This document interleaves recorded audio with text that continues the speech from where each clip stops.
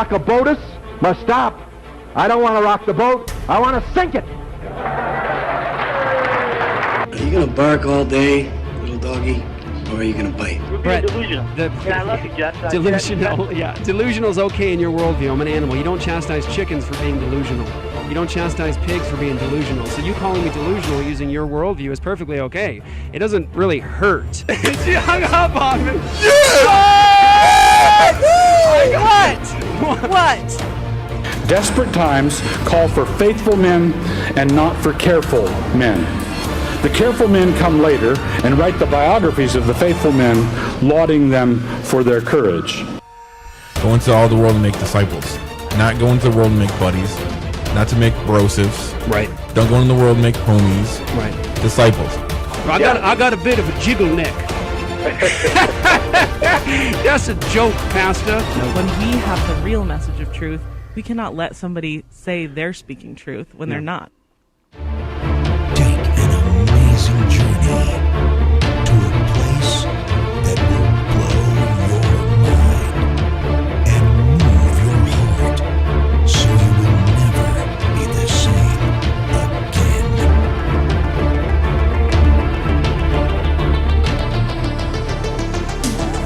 And Jesus came and said to them, all authority in heaven and on earth has been given to me.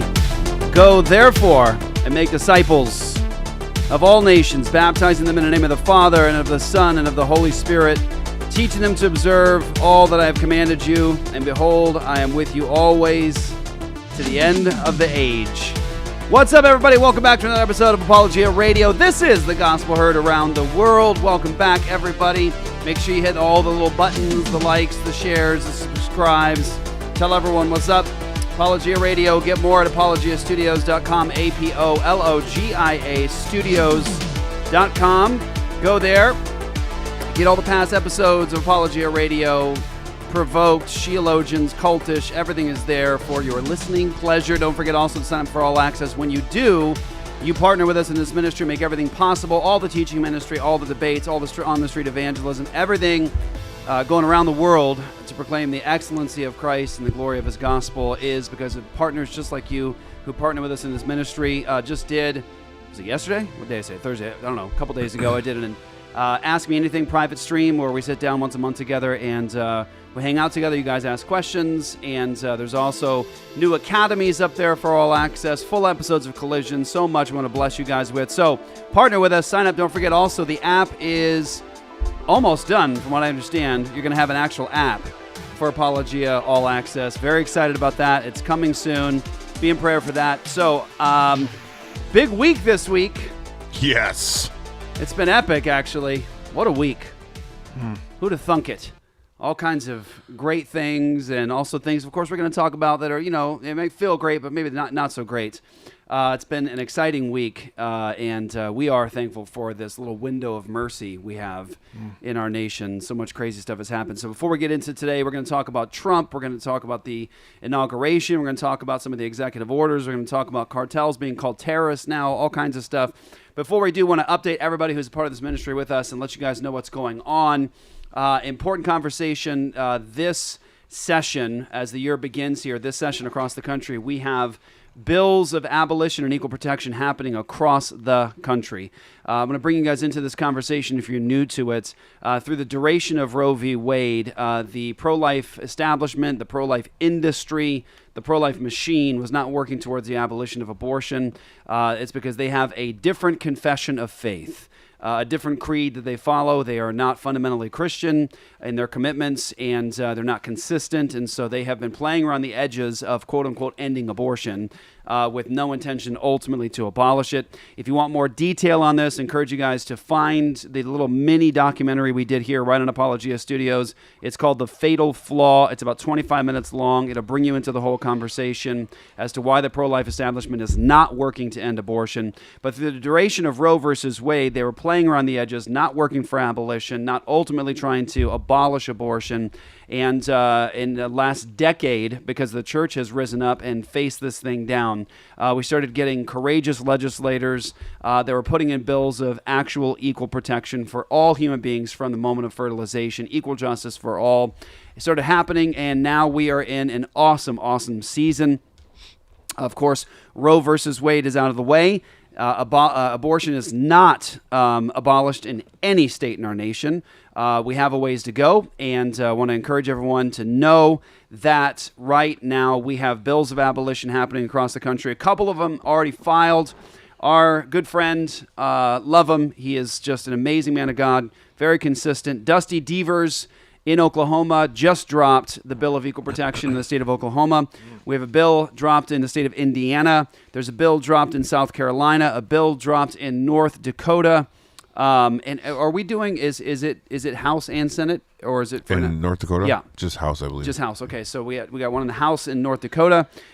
Texas is supposed to be dropping, I think, next week.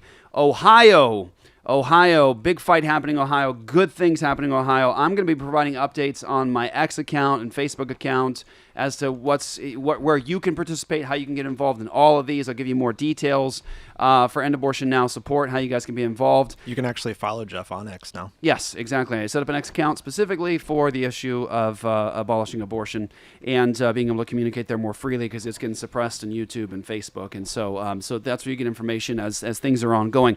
But Ohio, for those of you guys that are in Ohio or you're in Kentucky and you want to be a part of what's happening to help there, or surrounding states, I am partnering up with Pastor Michael Foster, Pastor Michael Clary, and we are having a all hands on deck meeting. We've done some meetings already with pastors and leaders in Ohio.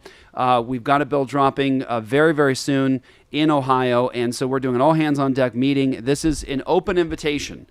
So the other ones were closed off to pastors and leaders. This is an open invitation. Pastors, leaders, Christians from all over Ohio, come meet with me and Pastor Michael Foster, Pastor Michael Clary in Ohio. That is going to be on February the 4th. That's Tuesday, I believe. Yeah, Tuesday, February 4th. It is 5:30 p.m. at East River Church. That's Pastor Foster's church in Batavia, Ohio. From what I understand, it's about half an hour away from Cincinnati. That's where I'm going to kind of be based while I'm there that week. And so February the 4th, 5:30 p.m., Batavia, Ohio, East River Church. Come and meet with us. Come and spend some time with us. We're going to fill you in on all the details. We're going to try to get everyone together as to what's going on in Ohio. So please join us there. If you got friends and other Christians you know in Ohio, let them know about the event and let them know to show up. We're very excited to be partnering together with Pastor Foster and Pastor Clary in Ohio, and of course all the other pastors that have already participated with us and are on the same team as us. Iowa is coming soon. Yeah, I just got word they're just waiting for the bill to come back with some tweaks. Excellent. Iowa's coming soon. Georgia, our bill of equal protection in Georgia is dropping very soon. We have so much great support in the state of Georgia. The guys at G3, Josh Bice, Virgil Walker, all those dudes, great men, and Georgia Right to Life is on our side and part of the team. Great pastors, great leaders in Georgia. It is phenomenal what God has accomplished there in a short period of time, and so that's coming very soon as well. Be in prayer that we get a hearing, and be in prayer this thing gets to the floor so we can establish justice for the preborn.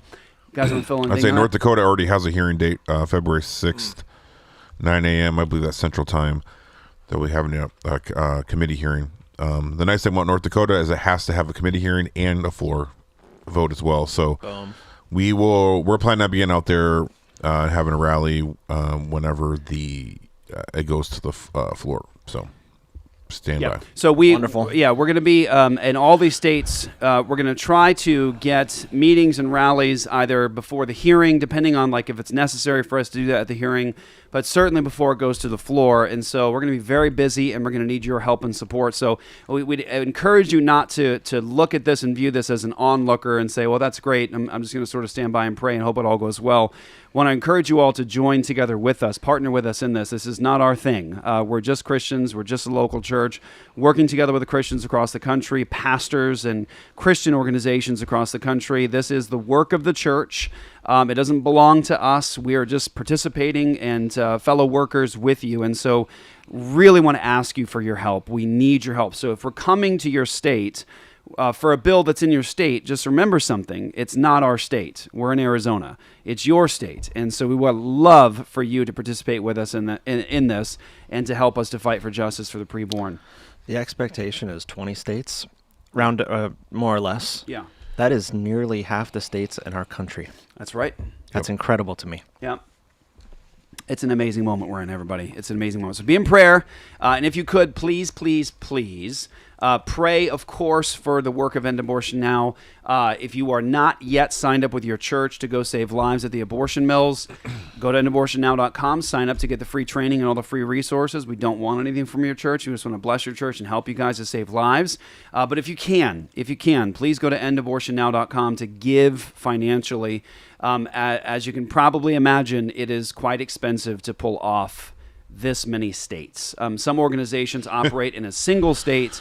They have a singular focus, and they have a budget of millions upon millions upon Way millions more of than dollars. ours in one state. We have a budget of, what was ours for this year? 1.5 million, and we're trying to support other organizations with bills of abolition, and we have our own that we've been able to get in, and it's a lot of work, and we do need your financial help, and so please give at endabortionnow.com to help us to meet our budget, as we always say, so we can end this injustice and this tyranny and never ask for another penny again.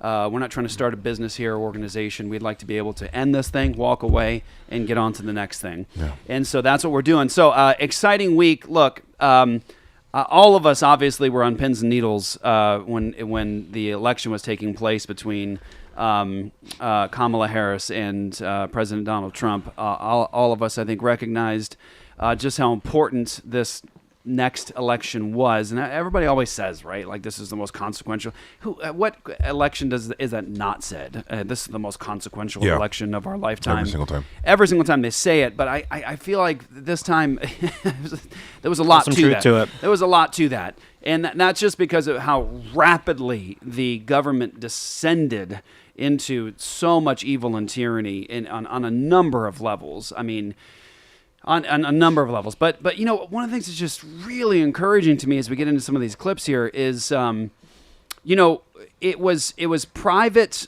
platforms that really, again, ran this election and won this election.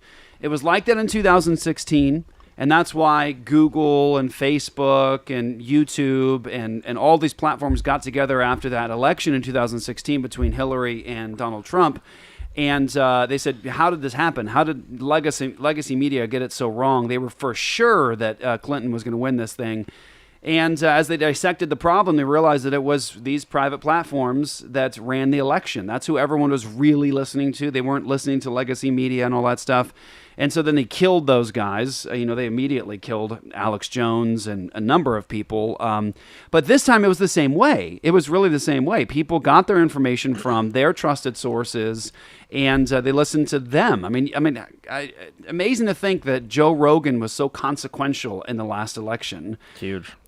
Just the views of his interview with President Donald Trump Vance. In 24 hours. And Sean Ryan, too. Yeah, in 24 hours, the views on Donald Trump and Joe Rogan were tens of millions over against like legacy media stuff, even on the debates. Even on the presidential debates, it just squashed it. And so people are just getting their information from other sources. But, it's just incredible to me, even thinking about like Elon Musk's role in the last election, Joe Rogan's role in the last election, Tucker Carlson's role in the last election. It was just a really, really amazing time. And I think an encouraging thing to see that, private citizens can have a massive impact, massive impact on your own startup. Just the power of the technology that we have now today, and to have a platform to speak to issues. It's been awesome. But, obviously, all of us were on pins and needles because things were looking real bad. And, a great example of that, and then I'll pass it on to you guys here, a great example of that to me is just in what we're seeing with President Trump now pardoning some of our friends, the people who have stood outside of abortion clinics. Rescuers. And the rescuers, people who were sentenced to prison sentences, and, Beverly, We had Beverly on Yeah. our program years ago, and she's all over the news right now because she's getting pardoned. She was sentenced to, what, 3 years? Bevelin, sorry, my bad. Bevelin, she was sentenced to 3 years, I believe, and she's getting Young released. mom. But how did that take place?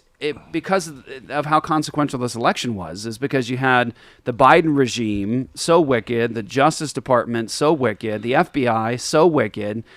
He was deploying these military agencies against private citizens for these sorts of things, and the punishment was severe.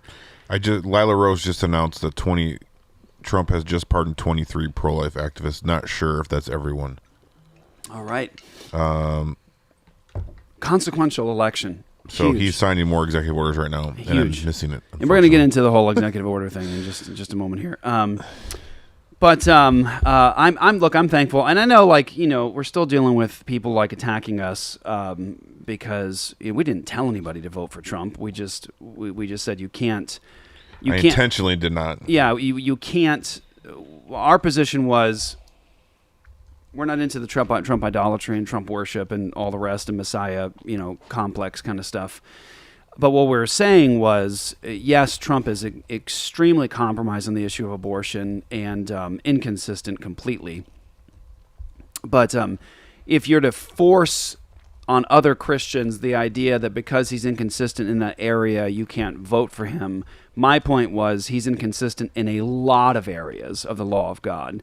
And so if you were to say, if he was an abolitionist, I'm going to vote for him because he's an abolitionist, I'd say, what about all the other problems he has with the law of God and the injustices, the things that he doesn't want to condemn? And so that's all we were saying. And we were saying, vote with your conscience and do what you do to the glory of God.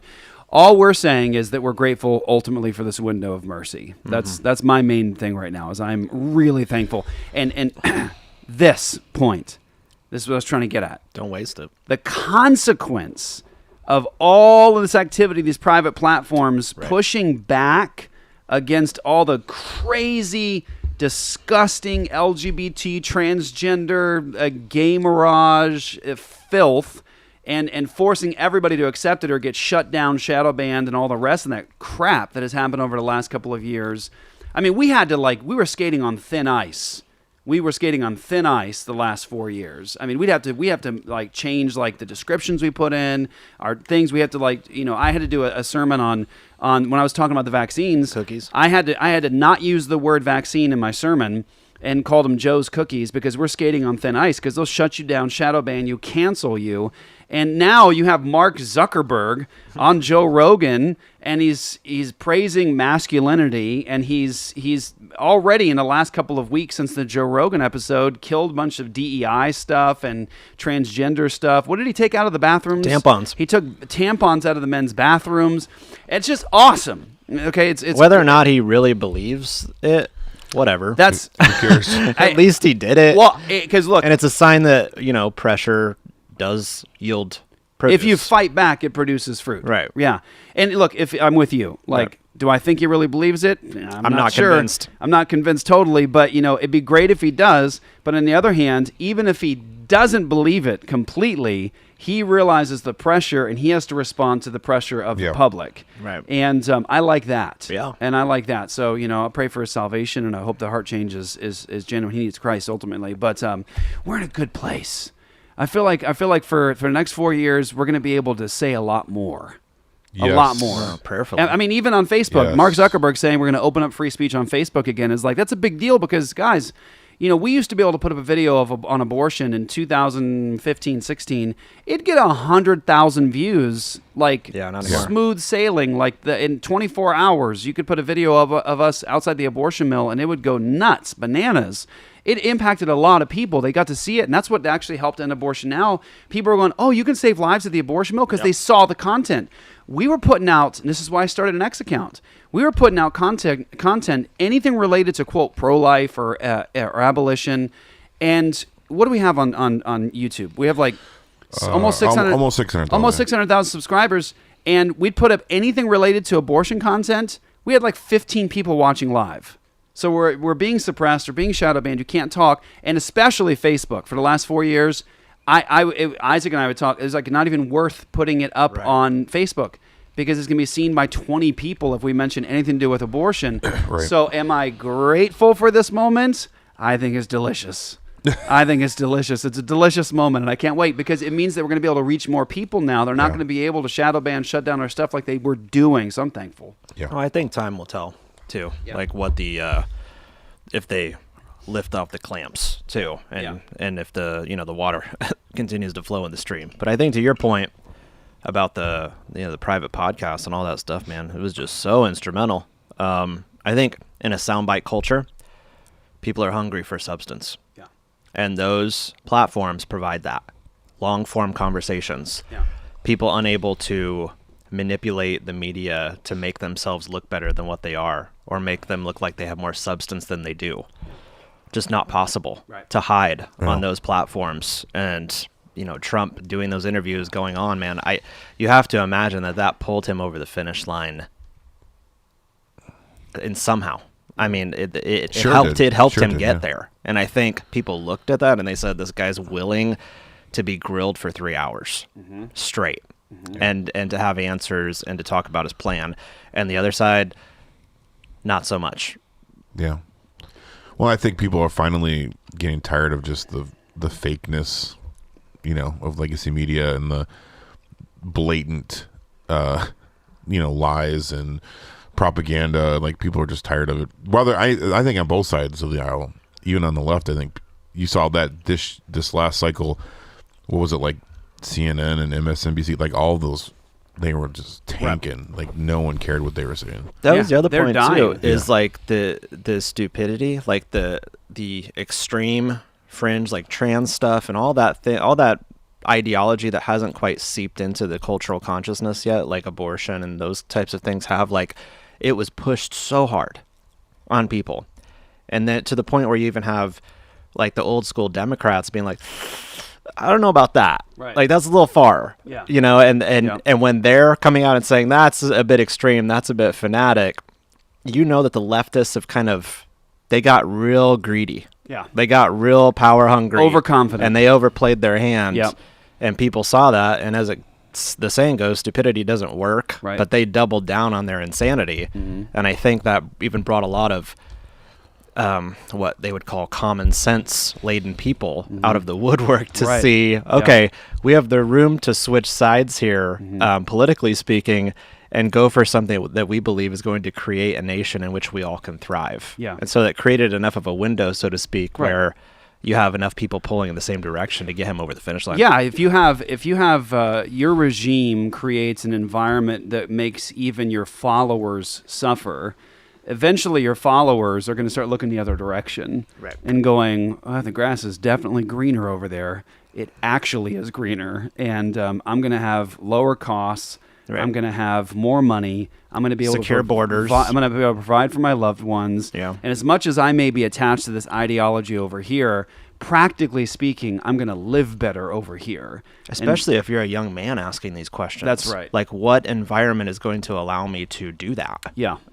That's exactly it was probably a no-brainer for most ordinary people. Yeah, absolutely. So, man, there's just so much to talk about. Yeah, you're seeing cool things like, obviously you have the talk about the External Revenue Service, and even conversations I saw this morning going around, like breaking news, like there's conversations are happening now about abolishing the IRS, and I'm just like, I'll tell you what. Please, God. I'll tell you what. Please, God. I'll tell you what. I'm begging. Yeah, I'll tell you what. If that happens, man, it may be kind of the golden age. It's going to be time America. to celebrate. Oh boy, we'll have a special episode just for that one. Yeah, and that's worth celebrating. Oh man. So okay, all right. Here we go. You guys you're all in this with us. We're gonna play through clips, have some fun together, everybody. So I wanted to start with this one.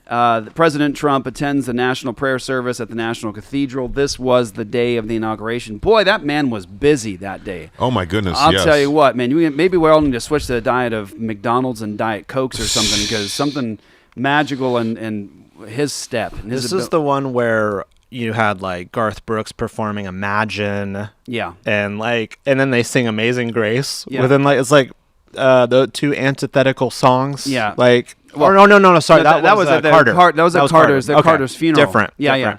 That was Carter's funeral. I remember totally that. weird. And did you guys see the bizarre. Did you guys see the Billy Ray Cyrus performance the night of the inauguration? Ooh. Did he do Achy Breaky Heart? I'm sitting there and I'm watching it. I'm going, am I the only one seeing this? Like, is he? Something's really. I'm gonna leave it at that. Something was not right. And it was all I gotta say is go watch the Billy Ray Cyrus performance from the inauguration. It's just like something is up. Something doesn't look healthy here. And that's all I'll say about that. But anyway, so it was a wild day. He did like 3 balls that night and presidential balls, and then he had the different places he appeared and talked throughout the day and signed executive orders. Man, the man, how old is he? He's like in his 70s. 75 maybe. Man, he's got some energy. Yeah. Boy, he's got some energy. All right, here we go.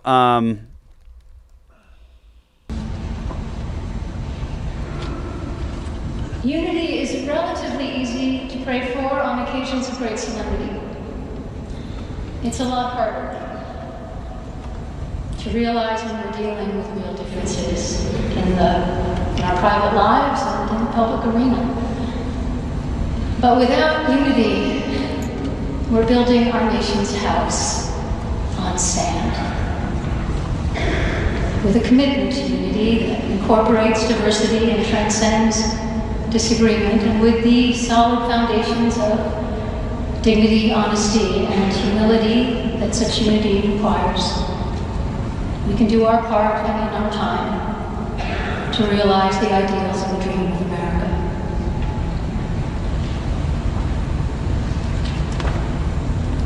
Let me make one final plea, Mr. President. Millions. So this, by the way, I did not see this view. Vance's of it. facial expression. I heard about it, but I didn't see it. So the benefit of watching it this way is to see their faces the entire time. Okay, so that's good. Yeah. But I would encourage you to go check out the one where it shows the lady pastor. That's the nice for. Nice That's term. not what you were gonna say. Let's be honest. I was going to say a dyke. Let's be honest. Let's be honest. Well played. All right. You should not have a woman pastor. That's the violation of scriptural standards. And this is Exhibit A as to why you should not have a lady pastor. And, of course, not one like this. You know, you just go watch the video. The woman, of course, is just a charlatan and a false teacher, obviously.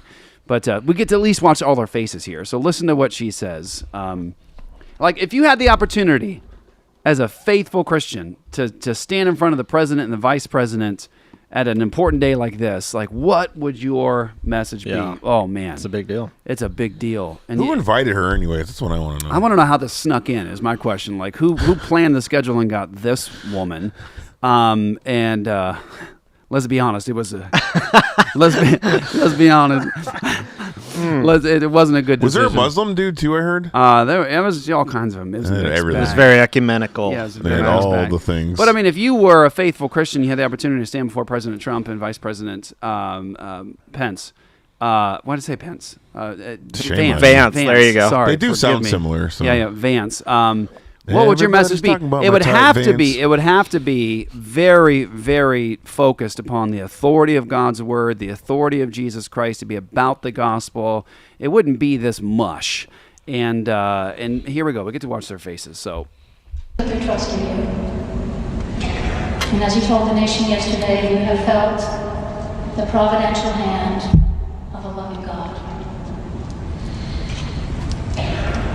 In the name of our God, I ask you to have mercy upon the people in our country who are scared now. There are gay, lesbian, and transgender children in Democratic, Republican, and independent families. Look at their faces. The creases in Vance's forehead. Look at that face. It's a perfect place to stop. That would be my face. Yeah. Right there. like just such dissatisfaction. No, you did not. Like, that's just shame on you. shame on you. Do you have his tweet? I'll pull it up. Pull it up. Yeah, let's read the tweet. Go ahead. I got to finish. And, did he tweet about this? That's what I was saying. I saw the tweet before I saw what was even said. Man, anyways. I mean, just using the pulpit to make a politically driven statement like this that is... To say gay, lesbian, and transgender children are scared. They're scared right now. Scared. Scared. Like, are people threatening their lives? Like, don't worry. It's going to be better for them overall than certainly anything that you all would have done. Exactly. Yeah. Exactly. You're welcome. You're the one ruining their lives with this nonsense. Okay, so let's keep going. Some who fear for their lives. And the people who pick our crops and clean our office buildings, who labor in poultry farms and meat packing plants, who wash the dishes after we eat in restaurants and work the night shifts in hospitals, Look at him. Crazy is telling his wife, I Yeah. can't believe this is happening. Look at him. Vance did a full-on eye roll, too. This is nonsense. This is nonsense. Honey, can we stand up? Should I leave? Yeah. Should I get up? Should I walk caption out of here? that, man. I mean, you gotta. I mean, Trump's doing a pretty good job of controlling his facial expressions here. Yeah. Yeah. Vance is having a little harder time keeping it together. That's what I would be doing. I mean, I don't know. Is it appropriate for the president to walk out of the service at that time? I think That'd be a possibly. statement. It would be a huge statement. He should have done it. All right, here we go. they may not be citizens or have the proper documentation. But the vast majority of immigrants are not criminals. They pay taxes and are good neighbors. They are faithful members of our churches and mosques, synagogues, Gurdwara, and Mosques? I ask you to have mercy, Mr. President, on those in our communities whose children fear that their parents will be taken away, and that you help those who are fleeing war zones and persecution in their own lands to find compassion and welcome you.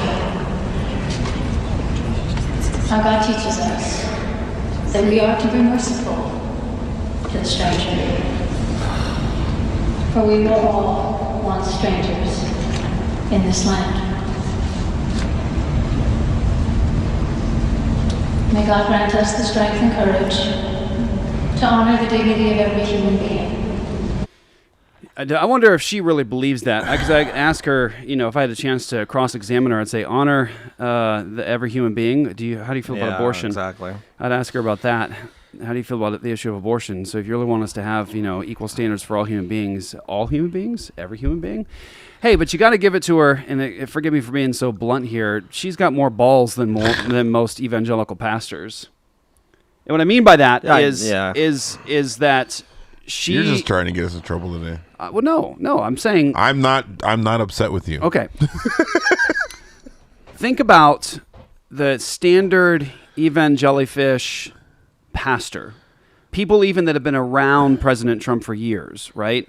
Who have had the opportunity to really, really impress upon him the authority of Christ and the Word of God and to encourage him to obey Scripture. So many times you get in front of these political people, these powerful people, and you just get so scared just to tell the truth. Yeah. And so many evangelical pastors have been around President Trump and not been willing to just say even the tough things, the hard things, the prophetic things.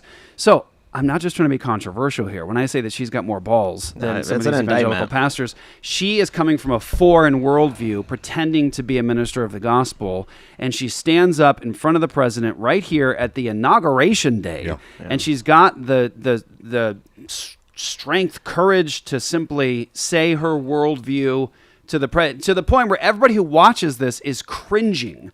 Like it in that room, it must have just been like everybody tightening up. Like, this is so cringy. But she's got courage. She's not worried about coming across as mean-spirited. Exactly. So, as much as, she's an evil woman and obviously not a minister of the gospel, certainly not a bishop, not a pastor, and she's definitely got a lot of courage to be able to fight and stand for her worldview. So what I'm saying is any evangelical pastor, Christian pastor that gets around the president, I hope they have the same kind of nerve. Well, I was going to say, the 23, it did include everyone. So Dennis Green, Gabe's dad, Praise confirmed God. that's everyone. But I mean, the fact that she's talking about persecution, but she claims that there's transgender kids in mosques. Yeah. Like I don't think that doesn't jive. You talk about Unlikely. persecuting homosexuals, like they're the one killing homosexuals in other countries. Like I don't think that jives in that statement. But And all of this is meaningless apart from God's law. Like, what does mercy look like without God's law? Right. Does it look like letting children destroy their bodies, Yeah. cause irreversible damage so that they can't have children one day? Does it look like carving up young people, mutilating their genitals? Like, what would mercy right. look like to that person? Or what would mercy look like in a righteous standard of God's law being upheld, that a nation has a duty to protect first its own people, its own citizens, before foreigners? Yep.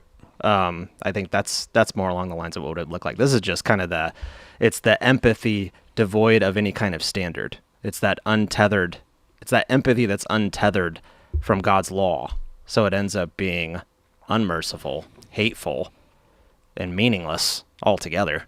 Yeah. Exactly.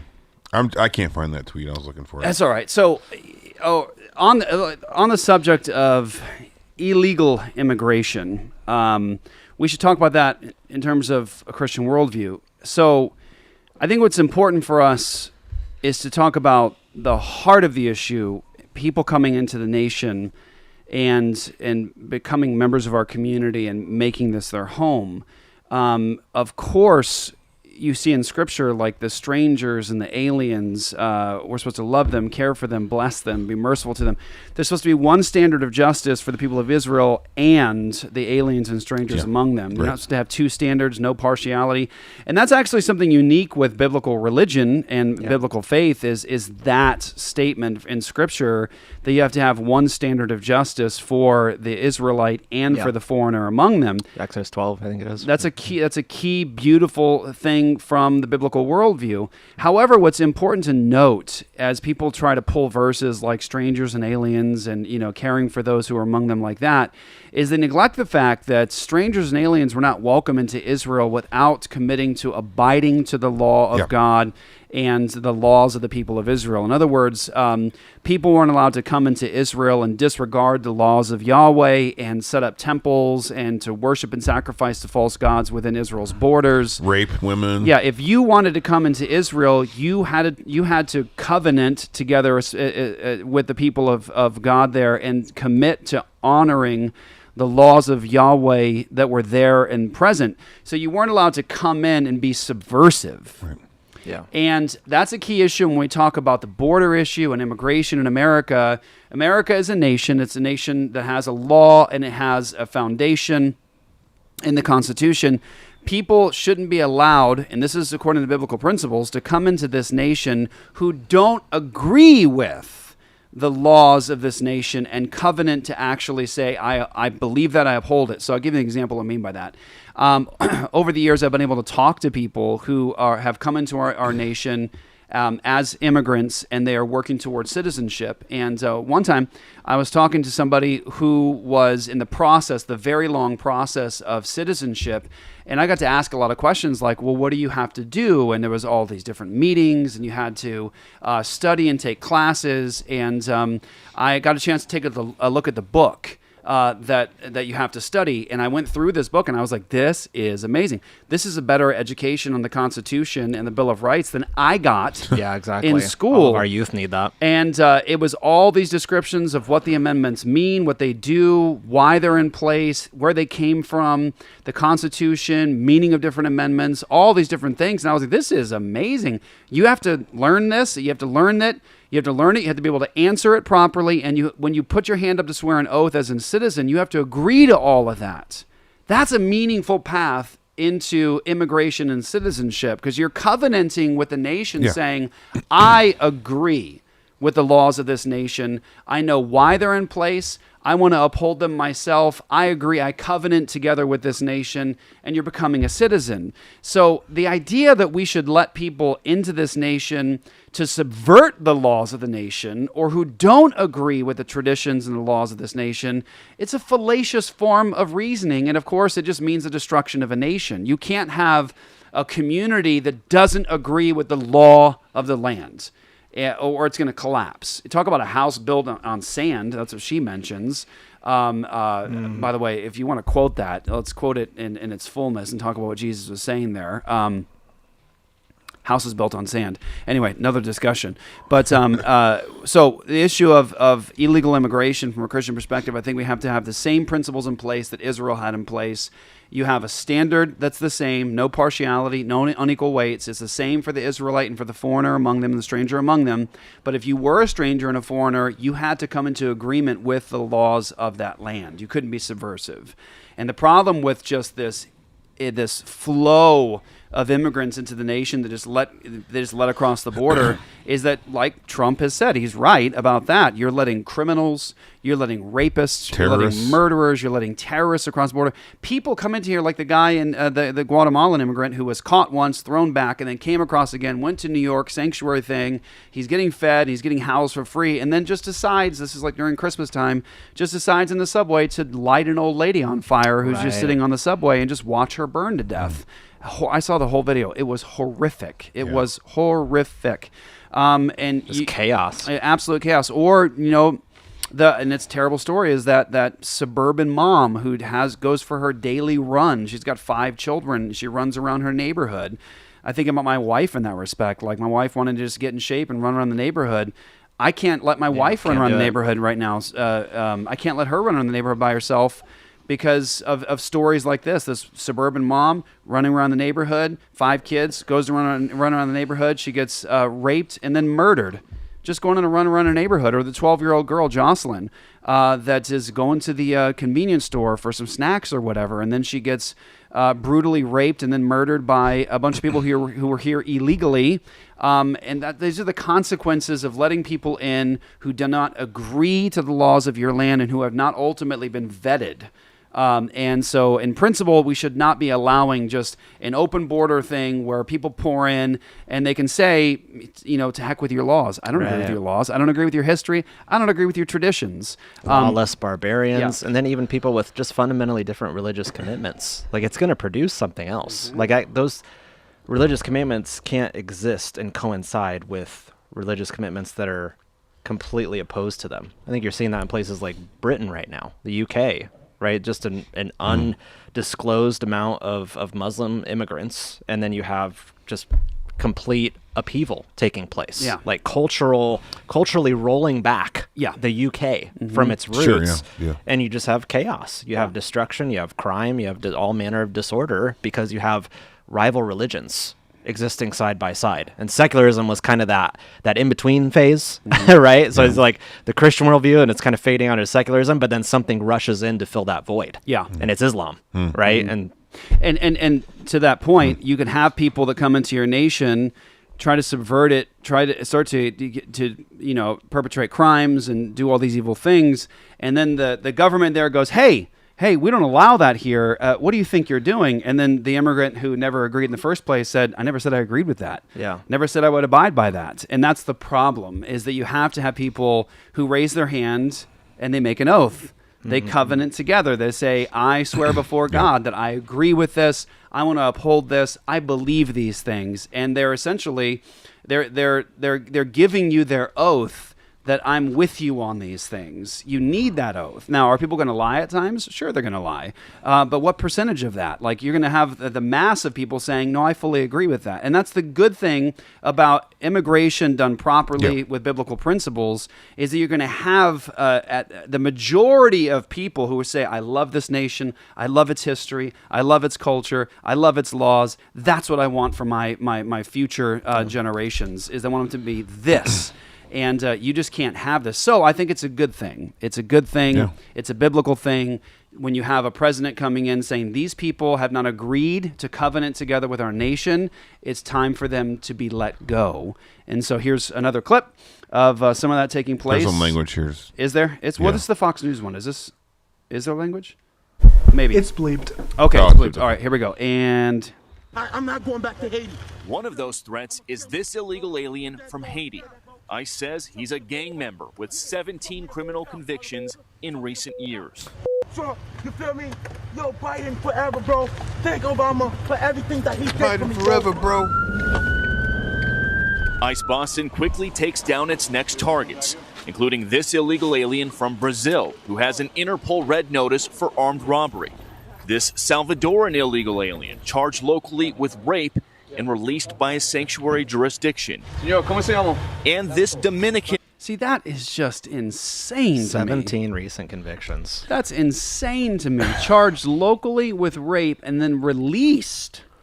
Yeah, when they were having the debates, there was one with Biden with Kamala, and just the lies they were saying about the immigration thing were just maddening. I mean, we're unique in that we're on a border state, right?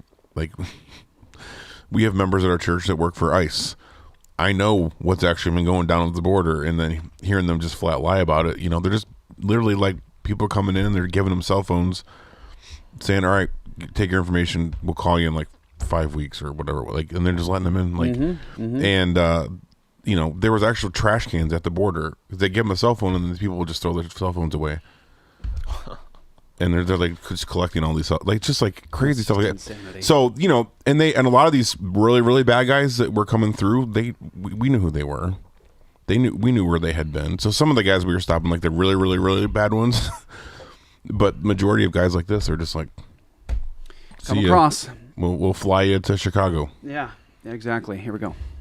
Illegal alien charged with assault with a deadly weapon and heroin trafficking. Officers also arrested this Guatemalan MS-13 gang member facing gun charges. ICE says he was released from local custody just the day before. Their detainer request was ignored because of sanctuary policies. And in a sign of shifting priorities with the new Trump administration, this man, who was in the same apartment as the target, was also arrested after ICE determined he's also in the U.S. illegally. This is what ICE calls collateral. All right, so good things. It is a good thing. Now, of course, we don't want people to misunderstand in terms of not showing concern for the collateral damage at times from these people who have come in illegally and have children now here, and sure. Those sorts of things. Of course, we want to show compassion towards those people and their situations, but the answer is. Your eye shall not pity. When it comes to the standard of justice in Scripture, the answer is your eye shall not pity. And I think part of the problem that we've had to engage with over this last generation is a justice system that is just filled with so much pity. We pity these people. I was just watching empathy. I was just watching toxic empathy. I love to watch interrogation videos and people getting caught. It's one of my favorite things. Like if I have free time, I'm like, I'll have an interrogation video playing in the background where some serial killer or somebody gets caught. That's just weird. I love it. To someone about your it's issues. so much fun. I went to dinner with Michael Foster in Cincinnati, and it turns out he's exactly like me. We were, as soon as I brought it up, he goes, "Oh yeah, have you seen this one? Have you seen this one?" We're like sharing back and forth different interrogations that are our favorite ones. Like he's a fanatic like me. Y'all weirdos. But I was yesterday. I was listening in the background as I was doing some stuff. I was listening to the Chris Watts interrogation stuff, and then I ended up playing some stuff from the sentencing. Chris Watts was the guy who killed his pregnant wife and his two daughters, and disposed of them like they were trash.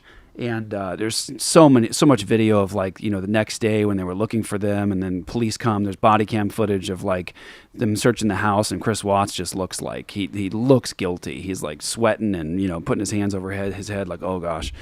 And anyways, on the subject of your eye shall not pity, one of the things that just grieved me was at his sentencing. This man murdered, and they said that how he did his wife would have taken minutes. So when she was being killed by him, it was like this long, drawn out process. He didn't even do it quickly. And so her last moments were suffering with the man she went to the altar with, who promised to love her and care for her. And then he murders his two daughters and like I said, just disposes of them like garbage. So then at the sentencing, the family had requested of the prosecution no death penalty because they had some, crazy unbiblical idea of nobody's allowed to take human life. He wasn't allowed, and you're not allowed, Your Honor, to take innocent human life or to take human life. It's like, well, now no one is allowed to take innocent human life, but Scripture mandates that you do execute people who take innocent life. And so I was just so grieved, like listening to the horrific things that he did. And then the judge not giving him the death penalty because, we're going to pity this guy. Like he murdered his wife and his unborn baby and his 2 daughters with just so much malice and evil. And it was also he could get with a new woman that he was, committing adultery with and just took them out like they were garbage. And but we're going to pity him because we value human life. And it's like, that's the problem with the justice system. Yeah. I think the judge should have rejected it. A good judge would say, I understand how you feel. You guys are all in pain, but my duty is to do justice here, and I will do that. He took innocent human life, a number of them, and so he will lose his life. And first-degree murder in the Bible, that is the crime that the death sentence is the only thing that can bring harmony for that in God's law. Yeah. First-degree murder. I mean, there aren't a lot of things that are just blanket death penalty, but that's the one. Yeah. When someone shows such a callous disregard for human life, that's the response that God's servant is required to mete out. That's right. So my point there is it is a problem that our justice system operates on so much pity, and that's not justice. If you operate based upon pity, then what you're going to get is injustice many, many times over. The justice system is to be concerned with justice and not with pity. And God says it explicitly, your eye shall not pity. Pity who? The one who is truly guilty. You can't pity them. You have to just do what's right. You have to do what's right in God's eyes and not fear man. Well, it's the admonition, too, is to purge the evildoer yes. from your midst, right? We're talking about, this is the language of blood guiltiness, right? There's been a blight upon the community and the social fabric by this taking of innocent life, and so purge them. Yeah. Like they shed innocent blood, so their blood will be shed. Yeah. And all of that does point to the gospel. It does point to Christ. But getting those jurisdictions and those spheres right of what the state is actually in charge of and what their job is, that's the key that's missing. Well, let's just be honest, too. Those that are, not everyone, but those, liberal politicians who are calling for us to pity all these people, they don't really pity them. They let them come in here so they can manufacture votes. It's all about power. They're not actually trying to take care of those people. They're not interested in that. They're just interested in trying to keep power. And here's the point I'm making exactly on the immigration thing in terms of like biblical principles, coming into a covenant with a nation, agreeing. What I'm saying is that you can't show partiality in this instance either, because if you say, all right, we're going to throw out all the illegal immigrants, the people who have come here illegally and are the criminals, I'd say, on what basis are you throwing them out? Is it because they came here illegally? Well, yes, they came here illegally, but we're going to throw out just the criminal element. It's like, okay, but that's partiality because there's these other people over here that also came in illegally. The problem was they did not come into covenant with this nation, agree with the laws of this nation, and so you can't have unequal weights and measures. You can't say, hey, you came in illegally and you're a criminal, so you're out. You have to say, what's the standard? You can't come in here illegally without covenanting together with this nation, agreeing to the laws of this nation. You have to do it legally. Also, what you have to say, how offensive is it? How offensive is it to the person who sacrificed so much to come here from Guatemala or Venezuela or Buenos Aires, and they do everything they can to come here, and they fight and they claw and they come in legally and they go through the system. They spend all the time in the offices and they spend all the time studying the documentation. They spend all the time doing the tests and then doing the oath. They spend years fighting and clawing for that citizenship, right? And they did everything they could to do it legally and to do it rightly and to show the community around them, I agree with this system of government and these laws, and I make an oath before God that I stand together with you and I will teach these to my children, sort of a thing. How offensive is it to them that someone is just allowed to come in and just subvert that entire process, not covenant together with the nation, not agree with any of this, and be allowed to just set up shop? It's partiality. And be taken care of. It's unfair. Be rewarded. It's unjust to say you've got one standard for this person and a different standard for that person. So from all Christian principle, you have to say, you got to do what's right here, no matter how uncomfortable it is. You've got to do what's right to get back to a solid standard and say, this is the standard without partiality. This is the principle. This is how you do it. You have to say, no more double standards, no more partiality. You've got to do it in principle the right way every single time. That's the right way to have a nation have unity. And there's a million other things we could talk about in terms of what needs to be fixed in the Constitution and all those different things and the Lordship of Christ, and that's a different conversation. But for now, in principle, fixing that issue, there's a clean break. So this is a portion from the inauguration address. Today I will sign a series of historic executive orders. With these actions, we will begin the complete restoration of America and the revolution of common sense. It's all about common sense. First, I will declare a national emergency at our southern border.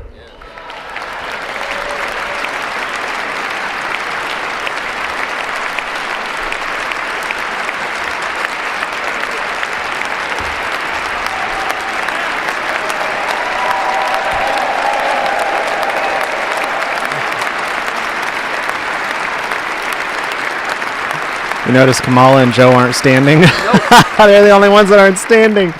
All illegal entry will immediately be halted, and we will begin the process of returning millions and millions of criminal aliens back to the places from which they came.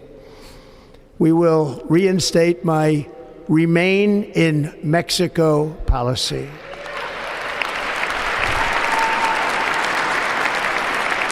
I will end the practice of catch and release. And I will send troops to the southern border to repel the disastrous invasion of our country.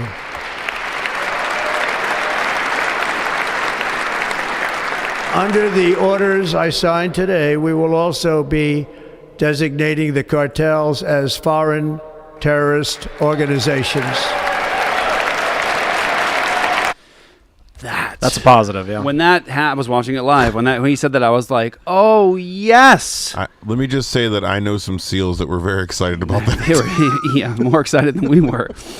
When I heard this, so there's a conversation we need to have about executive orders, and we'll try to do that as quickly as possible. But I just want to say the issue with the cartels, I've known for years that there are many people, special forces guys,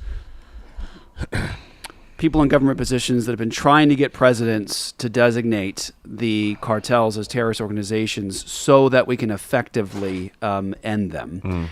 And when you think about these cartel organizations, you've got the most malicious, dark-hearted, evil groups of human beings imaginable. It's like when you read the first 9 chapters of the book of Proverbs, all the descriptions of people who are like, come with us and let's destroy these people. And that's, it's like this. Where are those people that act like that? Well, the cartels. They are so wicked and so evil.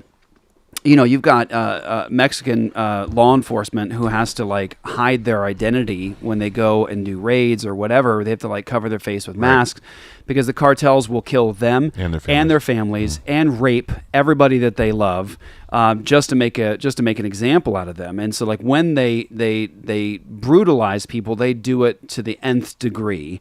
I was ministering to a guy at the hospital many years ago. He came in and he was shaking like a leaf. This guy looked bad. He was in a bad way. And so the nursing staff and the doctors came to me and I said, Pastor Jeff, you got to talk to this guy. He's not doing well.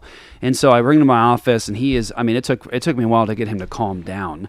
Well, it turns out the reason why is this was 24 hours after. 24 hours after, this guy was locally with his buddy working for the cartel. The cartel's here. They're working. Yeah. They're in operation here in Arizona. At our church that used to work for the cartel. And so this guy and his buddy were working for the cartel. They did something wrong, and so they were told to meet the cartel in some faraway location for a private meeting. And they thought they were just going to get their hands slapped, kind of a thing. Got yelled at.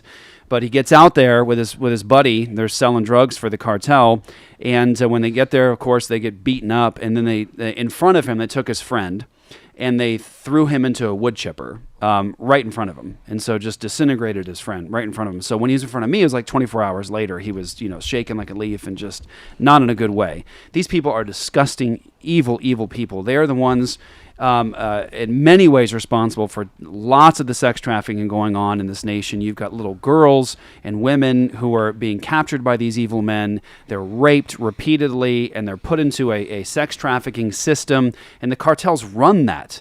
They run that. And these people are wicked and evil. And what's taken place over the years is many times, many of the government have said, hey, these people are among us. They're running these criminal enterprises among us. They are murdering. They are raping. They are raping children.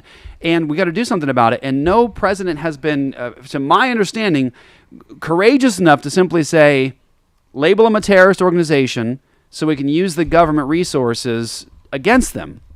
So this is a very big deal. This is a very big deal, and the cartels knew it. They've known it for years that if they get labeled a terrorist organization, it means that the full force and weight of the United States government and military can be brought upon them. And so this is a very, very good thing. This is what the purpose of government is, according to Scripture. Romans 13. Is to punish, terrorize evildoers. To terrorize the terrorists. Yes. Terrorize the evildoers. Yeah. Terrorize the terries. That's a righteous, biblical move from the government, is to say, these people are evildoers. We are going to terrorize them. And they deserve to die. They deserve to die. To preserve human life. To preserve human life, yes. And so this is a very big deal. And I think I also have the clip here. I mean, you have to think, the sex trafficking and all that includes abortion. Oh, sure. Within that. Absolutely. Oh, for sure. Too. Yeah. So I mean, so we're talking about ramifications in that area as well. That's right. That's a great point. Here was the executive order. Here we go. But it's going to happen. Has to happen, or we're not going to have a country left. This is actually an executive order designating the cartels and other organizations to be foreign terrorist organizations. That's a big one. Yes, sir. People have wanted to do this for years. So they are now designated as terrorist organizations, foreign. And Mexico probably doesn't want that. But we have to do what's right. They're killing our people. They're killing 250, 300,000 American people a year. Not 100, like has been reported for 15 years. It's probably 300,000. So he's right. Many people for a long time in government have wanted this move to be done, and it is a great thing for our government to designate those horrific organizations as terrorist organizations, so we can send our boys against them. Protect and preserve innocent human life. They take it, and so the government needs to terrorize them. Mm-hmm. That's all there is to it. That's a biblical worldview. That's a proper role of government, which brings us to the next discussion about executive orders. Yeah. I'll let you start, Zach. I think you see it highlighted during the COVID era. You have this kind of rule by decree of whoever the leader is, right? Whether it's state government or national government. You know, when Biden got into office, there were however many executive orders signed within that first month. It was a lot. And really, like 80 or something. I mean, the fundamental problem with it is just not how our system of government works. Yeah. It's not how things go in a constitutional representative republic. I think it's something that more closely resembles a monarchy in many ways. Yeah. So you have the leader of the nation sliding into that kingly role and issuing by edict what's going to happen. So you have kind of a rule by fiat. And I think the concern from our side would be it's also not helpful, and it also circumvents the role of the executive branch, the judicial branch, and the legislative branch when our guy does it too. Mm-hmm. So I don't think we have examined fully yet where that type of mentality leads to. Sure. This kind of the ends justify the means, right? We're going to do it too. We're going to use this type of, governmental oversight to destroy our political adversaries, to punish the left in the same way that they used it to punish our people. I don't think that we're fully appreciating where that can go. And there's a reason that these judicial safeguards and the procedures of law are in effect in our nation to combat anyone and deter anyone from becoming tyrannical in their rule. And we've talked about that plenty. You know, Trump is doing good things, but if there isn't a procedure to restrain him, as with any other leader, that could present problems.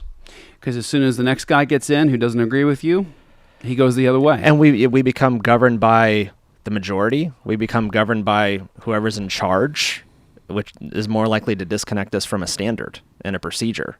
And you understand the temptation. It's like, well, we got a lot of ground to cover. Yeah. We got a lot to make up for here. Sure. Like, these people spent 4 years weakening the stability of our nation. And so I think the temptation is, well, we got to get it back as fast as we can. However, the means are that we use to get there. Yeah. So, sorry. I was just saying that's what I've been wrestling with, is like, Trump has undone a lot of evil things that Biden did in 4 years with one fell swoop, which is amazing, and praise God for that. But at the same time, then, like, okay, what are the ramifications of that long term? You know, so that's kind of like where what's just and unjust here, what's wise and unwise. I will say that, you know, they're already starting the lawsuits against Trump for some of these. Yeah. So there is some form of check. Yeah. Right. So if any of those things that he's doing are unconstitutional, they should be stopped. Now, whether or not that actually happens or not, that's another question.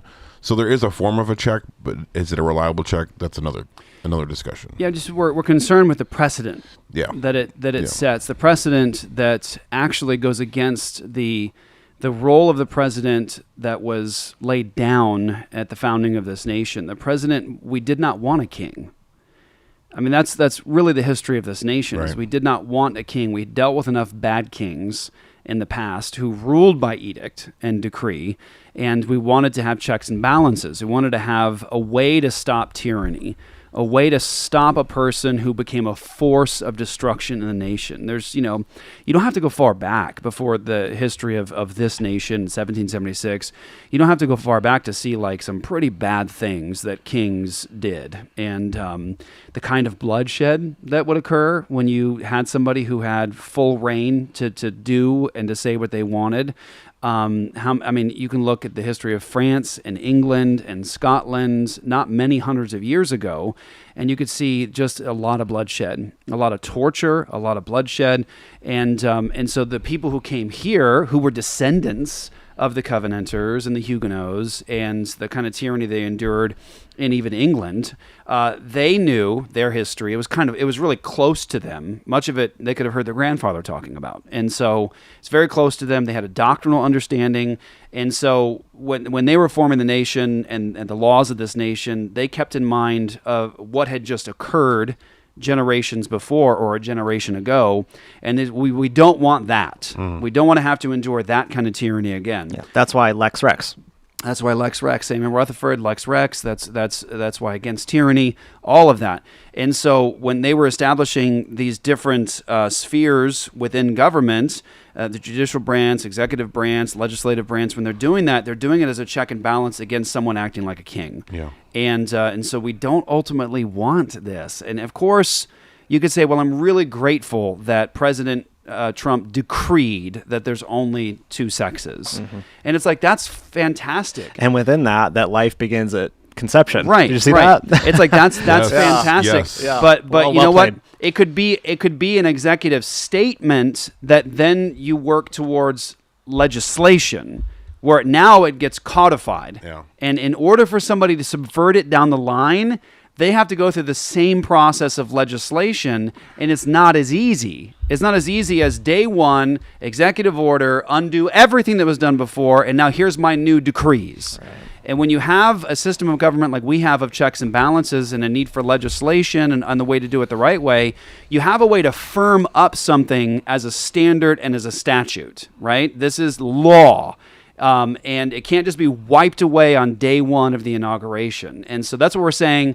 Yes, it takes a little longer, and yes, it's a process, but it's a process that secures the statute. right? And it's so much more difficult to undo that via decree. And so, yeah, for the moment, you're like, hey, our guy's in who's saying a lot of the stuff that we like, and praise God for that. You know, God strikes straight blows with crooked sticks and all that. But what we're saying is, like, in the long term, for our future generations, we want something that is more appropriate and matching what was the laying down of the standards of this nation. We want it to be not a king, not by decree, but actual something that's law and statute that can be firmed up and solidified, and you can't just undo it. Yeah, I think you see it go both ways, because we really do have a crisis at our borders. Yeah, like it's a genuine emergency. It is. Yes. So when the president of the United States says this is an emergency and I'm declaring a state of emergency, it's a responsible use, and it's an appropriate use of that term. Agreed. But going back to something like COVID,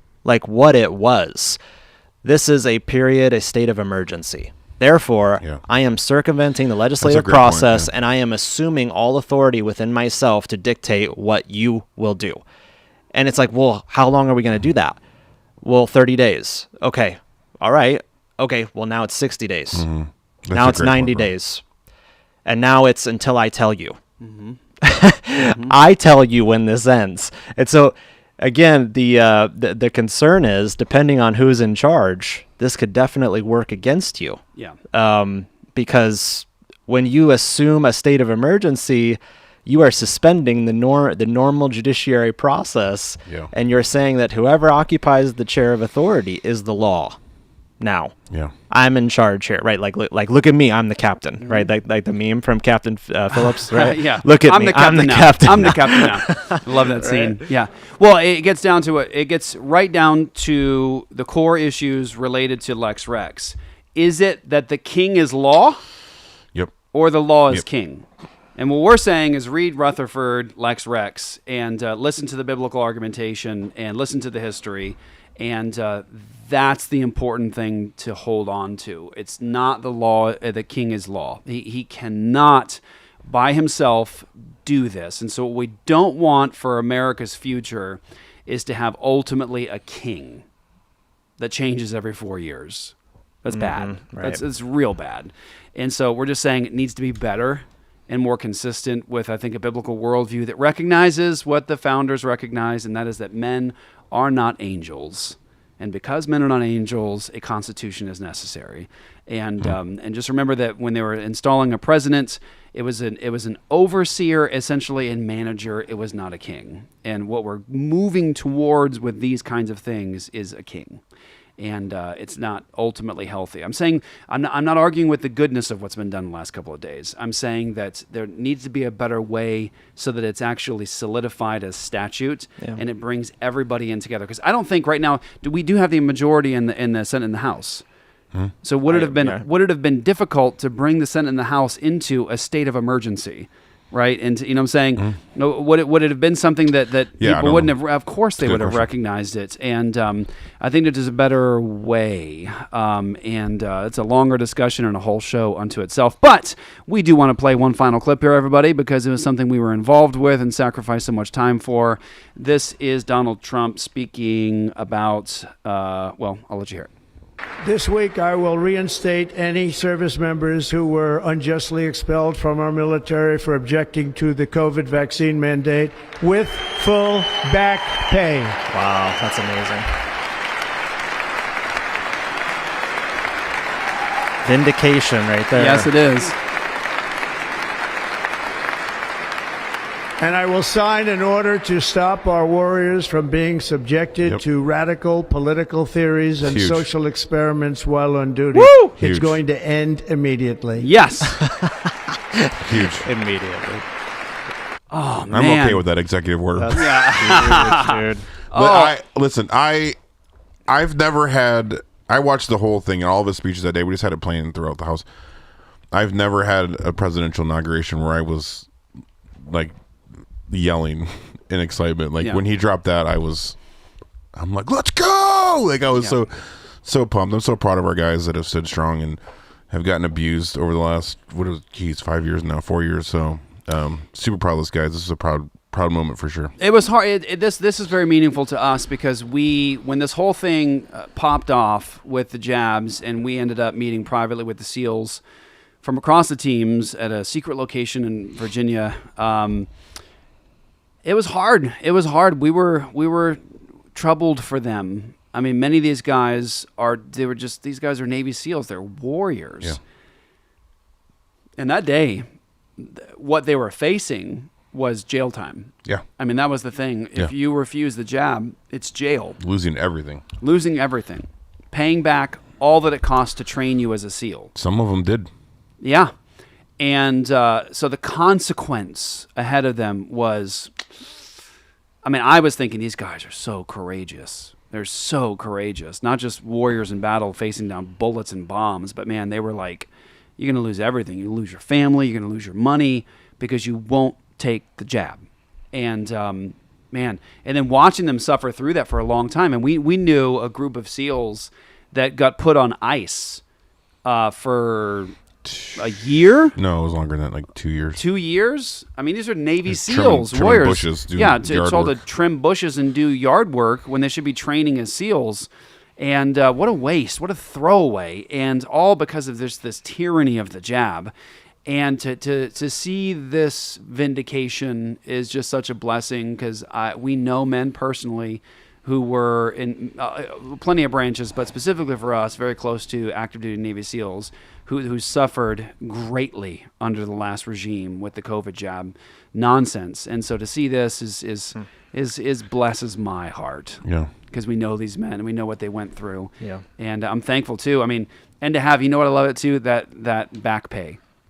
That's amazing. Yeah. That recompense. Yes. I had some of them text me yesterday and say, "Is that legit?" Like some that are still in, and I was like, "Oh, we'll see." So, but they're like, "Are you that's serious?" That's a form of restitution. Yeah, it is. Right? Yeah. It is. You were treated unjustly. Yeah. We owe you. Yeah. That plus is, interest. Yeah, that is. I don't know if they'll get that. Yeah.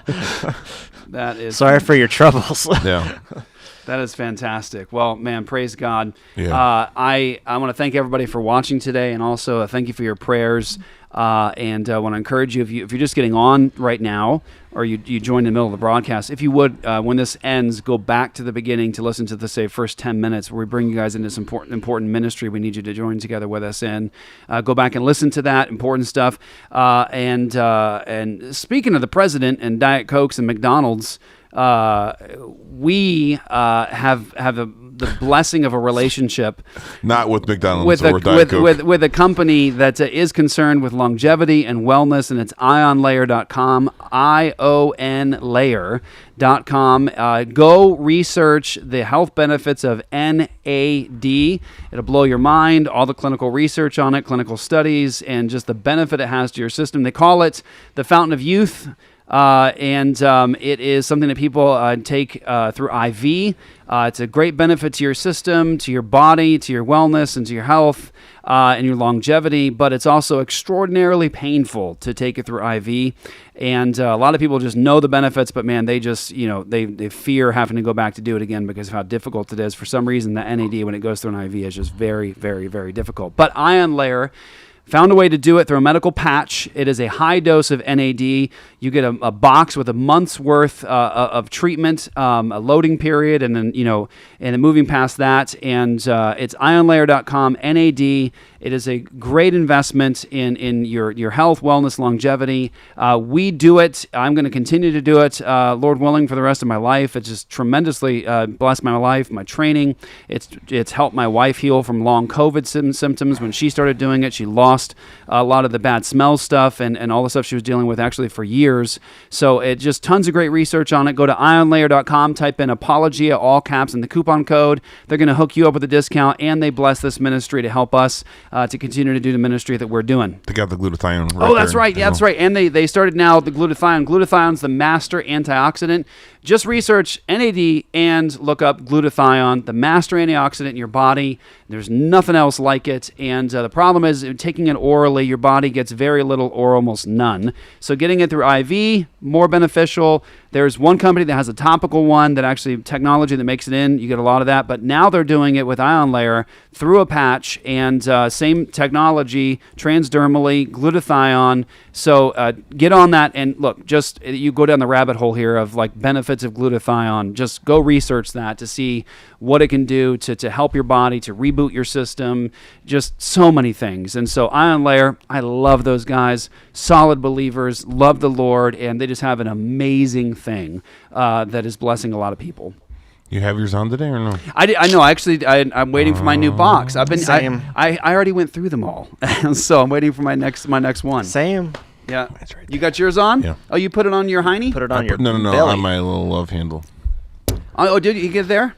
And you don't have any problems with it there? No? Okay. It's a lot less hairy there. Yeah, I found it's best for me on my arm. I've and tried thinner it. skin. I've Thinner tried skin, it on so my it's over side. there. I tried it on my side, but I think the adhesive, for some reason, my belly did not like the adhesive. Like it just got kind of red. But my arms don't get it as does bad. that in certain areas. Yeah. Like it gets I the think imprint. my skin's too thick. My friend Ben Greenfield, who's famous biohacker, one of the most famous ones in the world, he puts it on his hiney.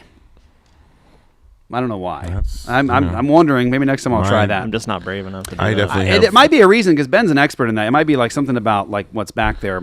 Your body might get I it would better. say that the stuff doesn't stick to pelts. Yeah. Well, that's in your case. So, I don't doubt it, and we'll leave it at that. Say that. We'll leave it. No elaboration. No elaboration necessary. All right, you guys want to tell the other ones? Speaking of Navy SEALs, we love our guy Bill Rapier at Amtech Blades. Check out those sweet battle axes we got right there, and he makes some amazing blades. Actually, we were just talking to him this week. Such a good brother. So grateful for him. But you can go to amtechblades.com and put Apology in the coupon code and get 5% off your order, and he will donate 5% as well. Amtac spelled?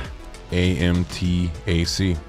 Okay. Blades.com. Right. You can also do Amtech shooting if you want to do one of his shooting courses, which I highly, highly recommend. Actually, I just got his holster, and I'm wearing it right now. So just got that this week. Wearing your It's pretty holster, awesome. wearing your NAD. Yeah. And then you can go to apologiastudios.com into the store. You get all kinds the of swag. Great swag, nifty Pre-sip gifties. coffee.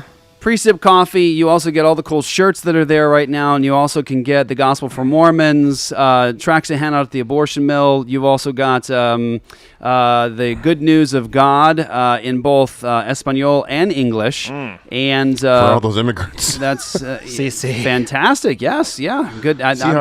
I am it's like committed. a fine rug. I Fine have rug made it. right there. I have made a commitment to get better at my Espanol, just because of just such an amazing mission field locally to be able to reach with, and I can't reach them right now. And the abortion one too. Doing like Duolingo or something like that. I'm doing is it Babbel? Babbel. Oh, okay. Yeah, it's actually pretty cool. I've That's cool. started doing that. And we also have. Bradley Pierce There you go. at Heritage Defense. We mentioned him earlier too. We love Bradley. I know I keep saying this, but if you homeschool, please sign up with them. It's very affordable. Apologia, you can put in the coupon code and get the first month free. I mean, I had a situation this week. I talked with a family that could have used their kids go to a charter school, but if they could have used something like Heritage Defense. So, but it's for homeschooling families only. And where do they go for it? HeritageDefense.org. HeritageDefense.org, and in case you guys don't know exactly what it is essentially it is absurdly cheap for the service that they give you. Any three-letter agencies show up at your door. You simply put them on the phone with your lawyer, who is on standby with Heritage Defense, and it is obscenely low price. It's like 2 Big Macs. Speaking of McDonald's with Diet Cokes. For that kind of service. If you don't have it, you got to get it, guys. HeritageDefense.org. Thankful for all of you. Thankful for your prayers, for being a part of this ministry with us. Don't forget to go to Apologia's All Access at apologiastudios.com. Sign up. If you don't have your Bonson U account that is completely free, shame on you. You are missing out. Go to Bonson U at Bonson U at apologiastudios.com. It is completely for free. Get the life's work of one of the greatest Christian philosophers and apologists in the history of the church, Dr. Greg Bonson. We've been entrusted with his entire library to make it accessible to you, and it is completely for free. Big shout out and thank you to everyone who's all access. You guys are the ones that make it free for everybody, so thank you. And his son David, if you want to meet him, come to ReformCon. Oh, yes! We have to let you know. ReformCon 2025, another conference. This with Joe Boot, Andrew Sandlin, Doug Wilson, James White. I'll be there as well. Virgil Walker, David Bonson, and Doug Wilson. And I said that, didn't I? Oh, did you? Yeah. Dougie Doug. Toby? Sumter. Yeah, so we're going to be in Tucson, Arizona. The date is April 24th to 26th. April 24th and 26th. Go to reformcon.org. Get your tickets as soon as you can. Come hang out with us in Tucson for an amazing conference and experience. We love to shake your hand and celebrate God and talk about the future. It is Out of the Ashes. Yes. Coming soon, guys. Get your tickets. Meet us in Tucson. It'll be worth it. Spend time together. Great conference. ReformCon last time was such a blessing. It was so much fun. This is going to be even better. And we're thrilled what we're going to do. We're a Christian conference like no other, and that's coming. So reformcon.org. Come meet us. Coming up soon, guys. It's a good time of year to come as well. We're not gonna cook you in July or August. No. It's not going to be bad in Tucson. We're trying to love our neighbors. I mean, Tucson is It's but we're going to be there. It's mid. We're going to make Tucson great again. I don't know if it's possible. That's a stretch. I don't know if it's possible. Us out of there Make first. one weekend in Tucson great again. Luke's in a mood today. Not a fan of Tucson, personally. It's hard to sell it. Well, I want to be transparent, right? Like, we're like, Tucson. I mean, the benefit is ReformCon. Tucson is the place. It's the people more than the place. Yeah, it's right? the place. But you'll be near Phoenix. True. Maybe you can make a weekend of it, and you can do the Tucson thing, and then meet us for worship at Apologia Church in the Valley, and come hang out with us. And so that's what's up. Thank you, guys. We'll catch you right after this for the after show. For those of you guys that are all access, we're going to do a quick after show over there. Give us a few minutes. We'll meet you over there. This has been Apologia Radio. That's Luke the Bear. Peace out. I'm the Ninja, and that is Zachary Conover, Director of Communications with End Abortion Now. We'll catch you guys next week.